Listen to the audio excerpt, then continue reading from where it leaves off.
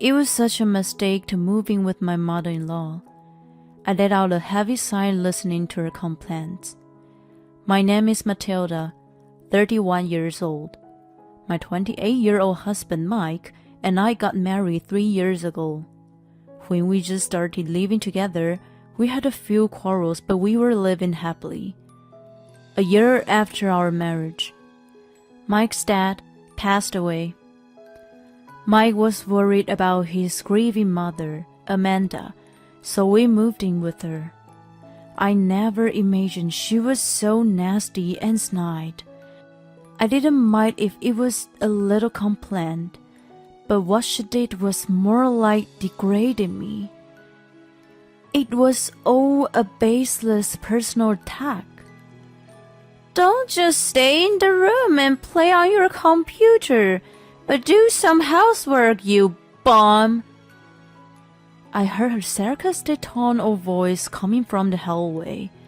She came to a complaint right after she finished her breakfast. I made breakfast, didn't I? I wanted to retort, but restrained myself, only for the time being. I was planning to clean the house after you finished eating. Besides, I wasn't playing on the computer. I was actually working. You always make excuses. You think I'm stupid and don't know anything about computers? I'm not making up excuses. Our generation works on computers all day long. I was a certified accountant and worked from home. I used to work at my friend's office for a while after I graduated, but I switched to freelance. Most of my job could be done on the computer, so I worked from home to balance with housework. I explained that to her before, but she shrugged it off, saying just a part-time job. I wasn't good enough to hold a real job in her head. I wasn't sure if she made irrelevant sarcasm because she couldn't keep up with the modern world, or if she just picked on me out of hatred. I assumed both. Anyway, I was kind of a person who wanted to work for the rest of my life, so we just couldn't get along. I had always put my effort into housework even while working to confront her prejudice. I woke up early to prepare breakfast for 3. I cared about our health, so I cooked a light menu of mostly vegetables for dinner. I didn't slack on cleaning either. All these efforts had the opposite effect on Amanda in the end. She stopped doing any of the housework and just criticized everything I did. She led a carefree life of watching TV all day long or going out for bingo and coffee with her friends sometimes. A woman like her was calling me, who was highly regarded in my field, a bum. I wanted to throw it back to her. One day, while I was spending my days in annoyance, I opened my credit card bill and my eyes popped out of my head. What is all this? $1,500 for the suit? $2,000 for a bag? I didn't remember buying such expensive things. When I checked the detail, they were paid with Mike's card. I asked him immediately, "Hey, did you buy the suit and a bag?" "Oops, you saw." "Yes, I did. I need it for work." "Even so, you're just a regular salesman, right? It doesn't have to be this expensive." His suits used to cost about $300, and his bag too was more or less the same. "Well, the expensive ones are much better quality. They make me feel more confident, and most importantly, they look better." "See? Don't you think I look better these days?" "I'm not sure." He didn't look better to me at all. A young guy in his 20s wearing a suit that didn't fit his stature. The suits looked better than him, and contrary to what he thought, he looked undignified. "You have no sense of fashion," Amanda forcefully interrupted our conversation. "You look amazing, Mike. So handsome." "Thanks, Mom." "You are living off of this salary and complain about how he spends? You have thick skin. Who do you think you are?" I was angry at her for intruding on our conversation and said whatever she wanted to say. Who did she think she was? I didn't care about this ignorant woman, but I was angrier with Mike, who didn't help me out. I had tons of things to say to him, but no matter what I said, Amanda was going to rant on his behalf. Instead of trying to carry on, I firmly warned him. "Anyway, stop buying expensive things or let me know first." I ended at that, but my warning didn't work at all. On the contrary, his spending increased. It was all for his leisure, such as an expensive meal at a restaurant, a scarf, and a wallet from a designer brand, and long-distance car hire. There seemed to be nothing related to his work. When we first got married, he didn't act like this. The cause of this change was Amanda. "You're the head of the household, so stand on your ground. Don't help with housework. Just because Matilda is older doesn't mean you have to do what she says. You make her understand that you are above her." Like an incantation, she chanted to him every day. Indecisive and without a will of his own, he was easily influenced by her. In order to change him back to his former self, I had no content her cursed on him. I was determined and went to her room. "What do you want? I'm busy. If you want to talk, make it short." She was just lounging around, watching TV and drinking tea. "Please listen to me carefully.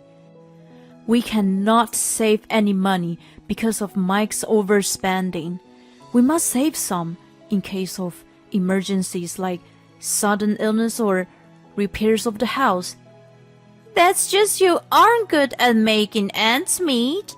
At this age, he must be making at least $90,000 a year, right?" "You're off by one digit." "What? Is he making $100,000?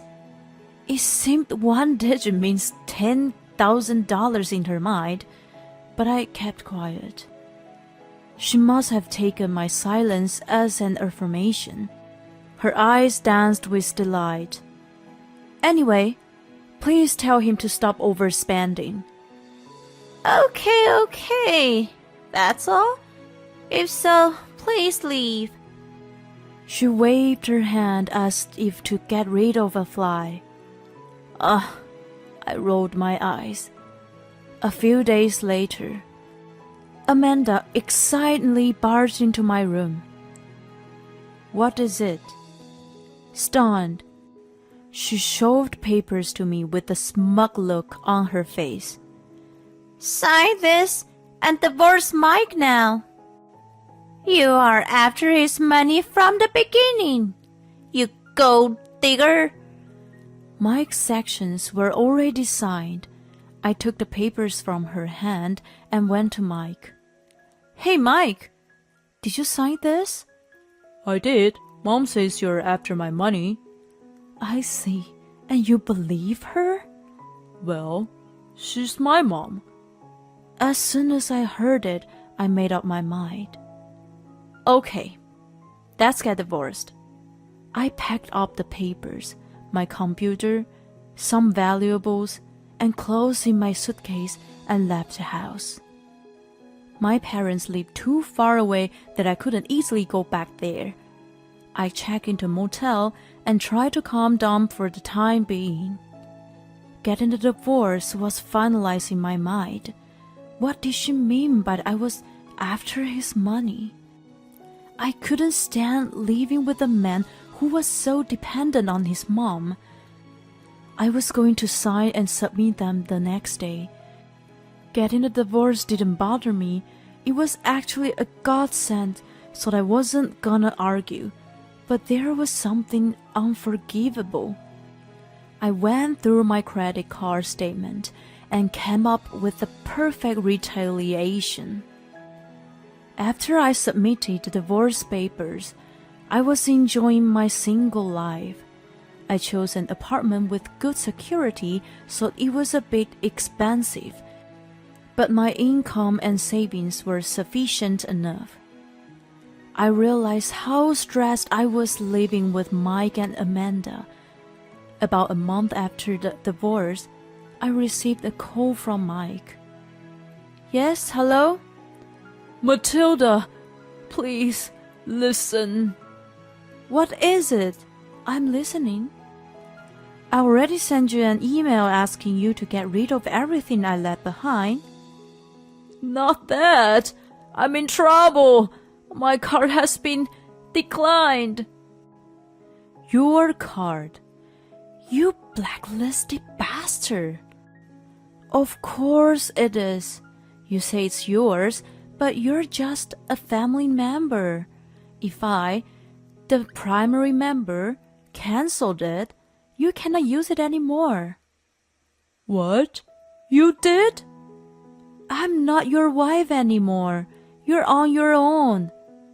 I hung up on him. He kept calling me like there was no tomorrow, but I never picked up. Mike actually was way behind in payments on his credit cards before we got married. I took over and paid them all off for him. Looking back on it, I should have cleaned up my relationship with him then. Well, no point in regretting. He most likely wasn't able to make a new car because of his bad credit history. Anyway, it was none of my business at all. A few days after Mike called, I saw someone hovering around in front of my apartment building. It was Amanda. She happened to see me on the street and followed me. I was impressed with her blunt action. I need to talk to you. She clamored and clung to me at once, so I reluctantly took her to a cafe nearby. What do you want now? Well, about this? Amanda was holding my bank statement. It was from a few months ago, so I didn't need it. Is this your salary? Yes, this is what I earn working from home. You used to say it was just part-time. I am a professional. She kept quiet. Her hand holding the statement was trembling. I can't believe it wasn't my son earning 6 figures. That's no way that idiot could make that much. You're too naive. I said once and for all. Her peanut brain really believed it was her son. Mike was making 1/10 of my income. He worked as a salesman with a low base salary with a big commission. The more he sought, bigger the paycheck. But that carefree guy was happy as long as he got the space. He was totally relying on my salary. Oh no, he must not have even had the tactic of relying on me. Amanda finally grasped the reality. Sweetie, it's not too late to get back with... Too late, I firmly replied. How amusing. Even thought her suggestion was interrupted. She, undaunted, spoke with a sweet tone of voice. You were once in love and got married. It should be the shame to just purr like this. Not at all. It's more shameful to have you guys spend my hard-earned money. Oh my God, you're terrible! Don't depend on me and go work yourself. Then you won't be a bum either. Is that your only concern?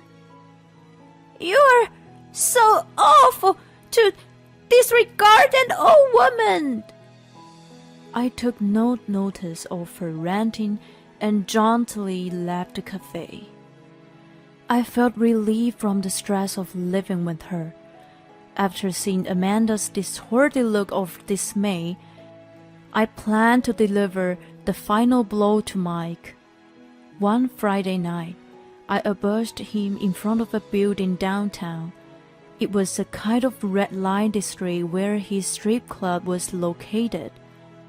Mike showed up after 9 p.m. with a girl dressed like a skimpy dress. What are you doing here? You are an idiot. You've been using my credit card at this place? I had seen the name of the club on several statements, and it was always on Friday. Once I'd had a name, it was easy to find the location. Honey, who is this? The girl in his arm looked in her early 20s. The hem of her skirt was up to her crotch, and her top revealed her cleavage. Hi, I'm his ex-wife. In other words, just a stranger. Shut up! I came to tell you something. Please pay back the debt. I took over before we got married, and the money you spent during the marriage. My lawyer will send you a detailed invoice in a few days. Please take care of it. Also, it seems you got a lot of gifts from him, but I paid for all that. Wait, Matilda! Ignoring him, I walked away clacking my heels on the street. How about it? I felt so cool. I heard Mike and his girlfriend arguing. I assumed the girlfriend was the one he had been cheating on me with. I had seen a list of transactions from a cosmetics store, a brand name popular with young women, and even the motel. All of these suspicious purchases were made on Fridays. Of course, all the payments at the strip club were also made on Fridays. I later found out that he spent Friday afternoons with his girlfriend. He bought whatever she asked him to, and then went to her work together. By looking at the pattern of their activities from the statement, I came up with the idea to confront him in person on the spot. I assumed they would have a dramatic end after his girlfriend found out the truth about his wealth, just as I declared to him. I sent him an invoice through my lawyer. As soon as he received it, he and Amanda visited my lawyer. Please help us. You're a lawyer. You're supposed to help people in need, right? They cried out.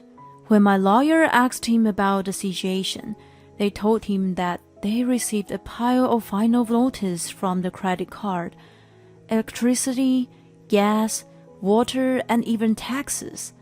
Mike's salary wasn't enough to cover all of that.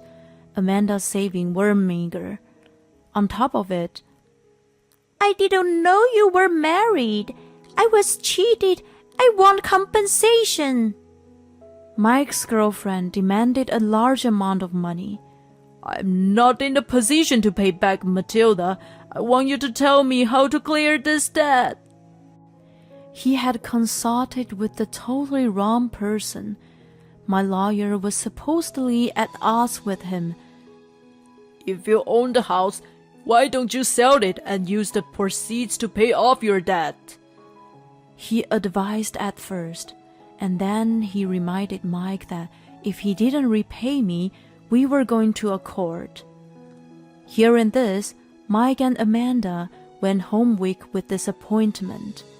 Later on, my lawyer was asked to wait for the payment while they saw the house. I didn't have a choice. It took some time, but the money was returned. He did a terrible thing to me, and I could have demanded alimony as well. I was nice enough to ask only for the credit card, so he should have been thankful. I also had them on a restraining order, so I never have to see them. I felt amazing. I laughed out loud in the comfort of my apartment. Well, Mike and Amanda ended up renting a tiny shabby house after they sold the house and paid off the debts. I had passed it by before. The ivy covered the whole house and the paint was peeling off the wall. It looked like it was built 50 years ago. It was the only place Mike's salary and Amanda's pension could afford. I thought he had learned this lesson from this and started working hard, but he went the opposite.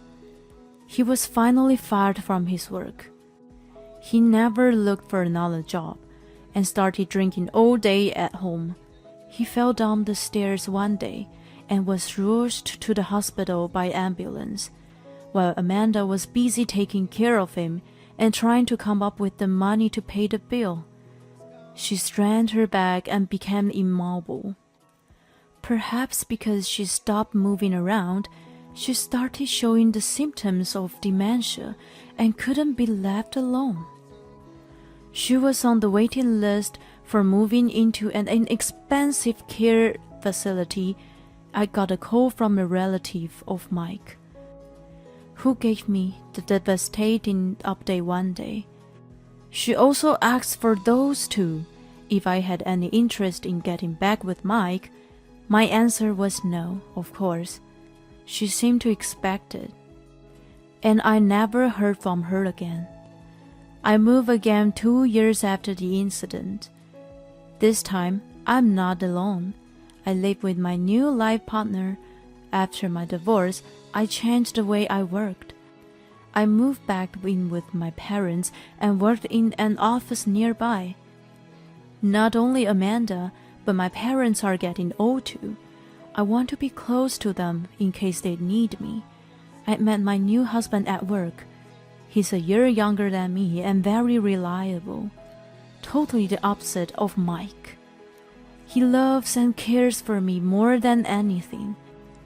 I didn't feel secure enough to have a child with the income and the personality of Mike, but my current husband and I should be able to raise a child together. With a positive pregnancy test in my hand, I could imagine my husband's happy face, which makes me grin. I will have a happy family and joyful life. I renewed my determination.